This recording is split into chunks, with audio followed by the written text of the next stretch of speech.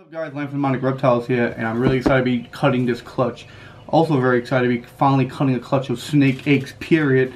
I haven't cut snake eggs in about 2 years. I've been producing snakes in the last 2 years, but my snake collection been with Andrea as I moved to North Carolina to get my life and her life situated to the better point of our future. So everything's been working out. I'm really glad. I'm really glad to finally be able to cut a clutch. So let's cut some eggs. So there's a 4-egg clutch.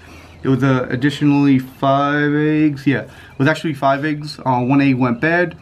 I think it was because of these tubs. But let's start it. The pairing was either pastel scaleless head to pewter or banana sterling to pewter.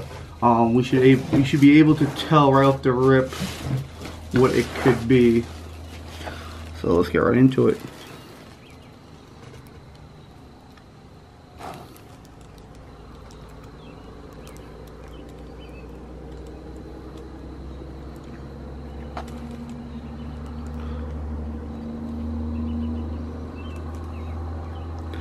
Okay, so it kind of looks like pastel, possibly super pastel.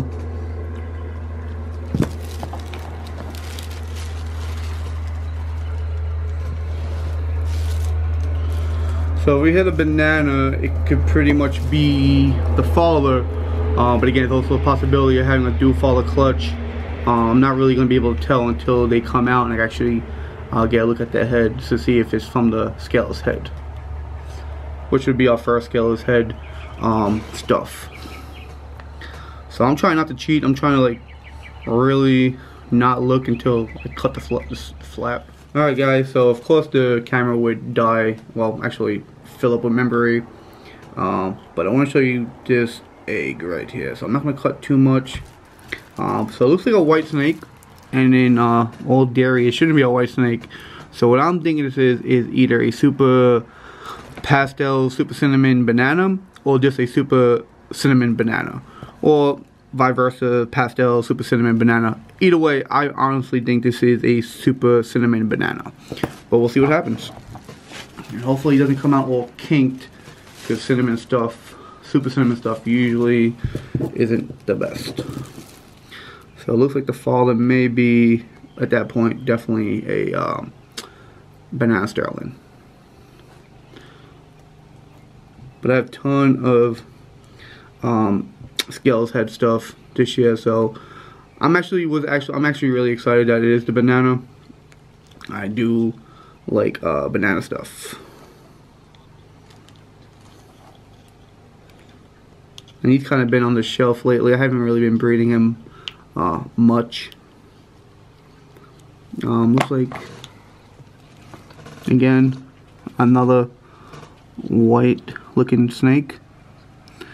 So I produce banana sterlings, I produce banana pewters, I produced that tons of times, years after years, over and over. And I know for a fact these are not banana sterlings. So again, I'm saying these are super cinnamon bananas, which is cool. If I hit 2 of them, that is really, really, really cool. And pretty hard to do. So that's really cool. So let's see what we have here. Don't you love it when you cut eggs and the things you think you're gonna produce, you just have no idea what it is? Simple pairing too should easily be able to identify the snakes, but I honestly believe I think I know what I'm talking about. So let's see what we have here.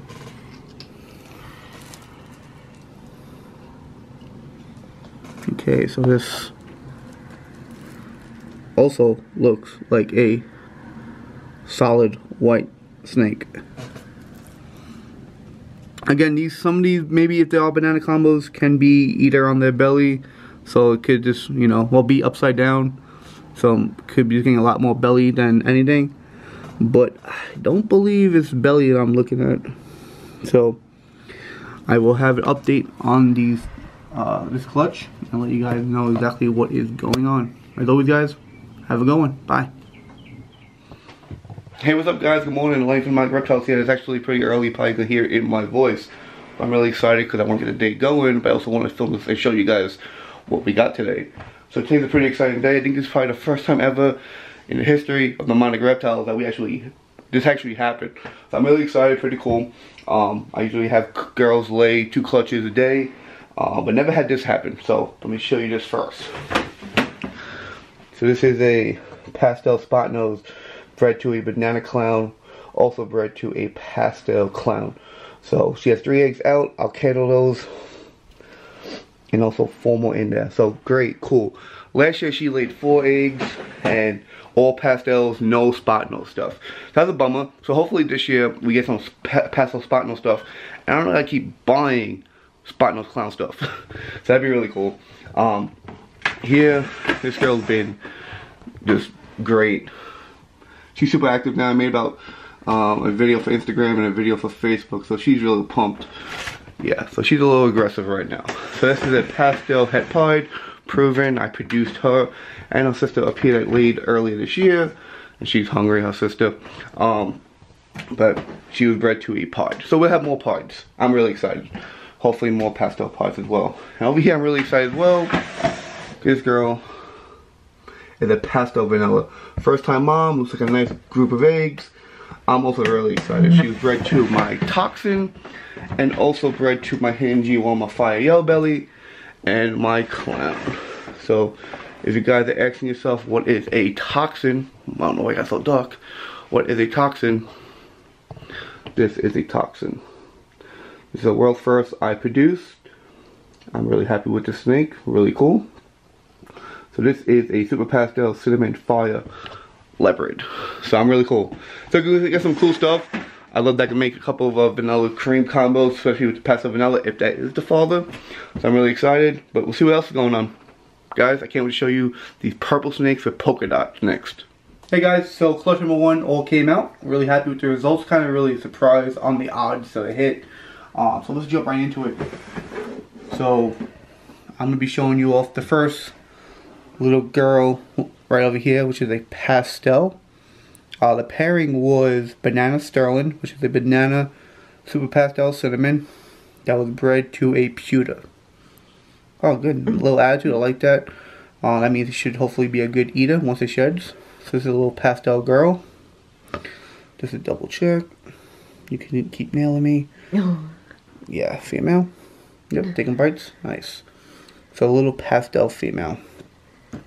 And here we just pretty much, from here on out, we just killed the odds. So we know pretty much what these are. These are not blue-eye Lucies, even though they have a little tint of blue in their eyes now. That's only because they're in shed. So you're looking at 3, depending on how it looks on the camera, almost gray to white snakes. But these are actually more of a lavender type purple looking snake. So what you guys are looking at banana super cinnamon pastels. So they could also be super pastel. That might be a little difficult to tell, but we all know they have pastel on it because of the father being a sterling, and we know it's super cinnamon because of the solid color.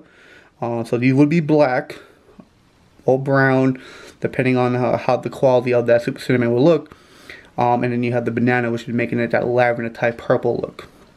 The cool thing is, a lot of times when you produce super cinnamons, you're gonna get snakes with either beaks or half a jaws, or just a little bit deformed, kinking at the tails, kinking throughout the body.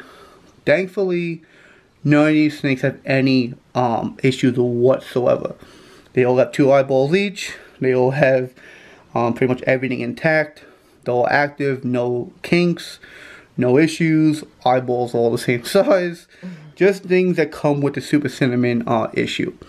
So the cool thing about these snakes, if these snakes are super cinnamon, super pastels, whenever you would breed this, the minimum you can get are pewters. So I think it's really cool to have a double super snake that you could just definitely, that you could produce a double gene animal. So I think that's really cool. Again, as if they are all carrying super pastel.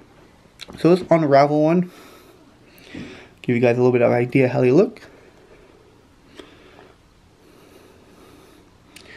And these are all males. So again, the banana male is the banana male maker. So again, made males. So here's one little guy, and they'll all be for sale. Every snake in this video will be for sale. So I'll put this little guy away. There's one thing really cool that you're gonna start noticing. If you look closely, you'll see little dots, little white dots. It's not from vermiculite or any type of bedding, but I believe once they shed, they will fade away. This one has a lot more of that white. So once these guys all come out of shed, I will have a good video of how they all look nice and clean. But guys, I want to go downstairs and show you the rooms, how they're proceeding to look. I'm really happy the way it looks. Go check it out. Alright guys, so check it out. Pretty much getting all framed out. Pretty much 95% done framing. The reason why it's not completely done framing, came up with a couple different ideas that I've ran into. Not issues or troubles, just different ideas that I want to do. So what I want to go over is this right room. So you guys see this little cutout here? We'll be putting a glass pane window here, which when I'm in there or outside, I can actually see in and out. Again, that's why there's going to be a window there. Pretty much just a glass pane. I didn't want to feel too closed in, too claustrophobic. Again, it's a basement, even though I do have light. I don't have windows, besides hallway in the back over there. So I just wanted to have an idea of actually being able to see outside and not feel too claustrophobic. But it looks good. I'm really happy the way it's turning out. Here's the hallway again, left and right. Here on this side, we have the big snake room, which again has a cutout for a window. This is going to be a 4 foot by I think 3 foot high glass pane. That one I believe was 3 feet by 3 feet of glass pane. You guys can see we have our doors. They're here. We'll begin the sheetrock soon. Start throwing that up. I guess we can just go in normally as we would. So this is the door entry, which are all framed out already. Left, right. Just gonna get one more support right here for this other door. But I'm pretty happy with it, guys. Guys, take a look. This is the way it's gonna look from this angle. So you know, when I'm working in here, I can see outside. You can see how it would be. You know, more lighting. You know, over here we'll be leaving walls bare. This is pretty much done. Over here, we gotta put some frames up, some sheetrock. If we step back out and into the baby room, this is where I came up with a different idea.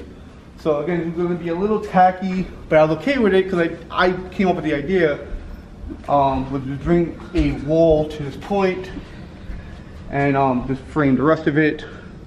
And now we'll just put a black sheet over here. Just keep this covered for video's sake and just for the room's sake. And a black sheet over here where I would put a table behind there for my shipping supplies and everything.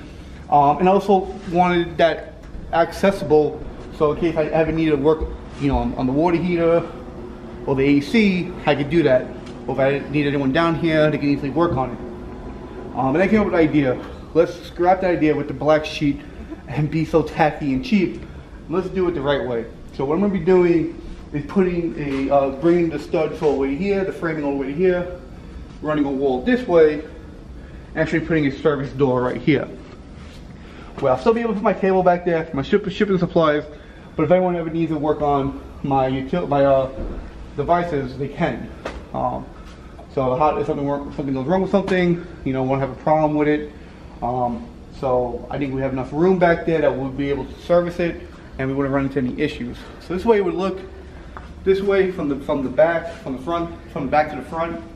So I'm really happy with it. We're gonna be covering all the insulation. I didn't want, you know, when someone's walking upstairs, us knocking down some fiberglass into water bowls or just any type of issue like that whatsoever.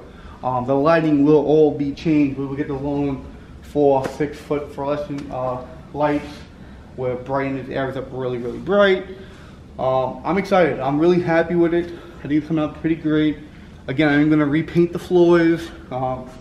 repaint the walls. Pretty good down here with humidity. Got the dehumidifier down here, so had no water issues whatsoever. Everything's been great. I'm really excited, really happy. I believe most of it should be done the next week or two, so hopefully I have a lot to show you in a few weeks. I'll be cutting clutch number 2 and 3 Monday, which is Memorial Day. So I'll have an update on that clutch as well, cutting video on that. And I also have an update, hopefully once those pretty cool banana super cinnamon pastels shut out, I'll be able to show you guys that as well. So though you guys have a good one. If you have any questions or anything, comment down below. Or if any videos you want to see or anything you want to see, comment down below and I'll make that happen. So you guys have a good one. Bye. Yeah. I wake up every morning with my head up in a daze. I'm not sure if I should say this, fuck, I'll say it anyway. Everybody tries to tell me that I'm going through a phase. I don't know if it's a phase, I just wanna feel okay. Yeah, I battle with depression, but the question still remains, is this post-traumatic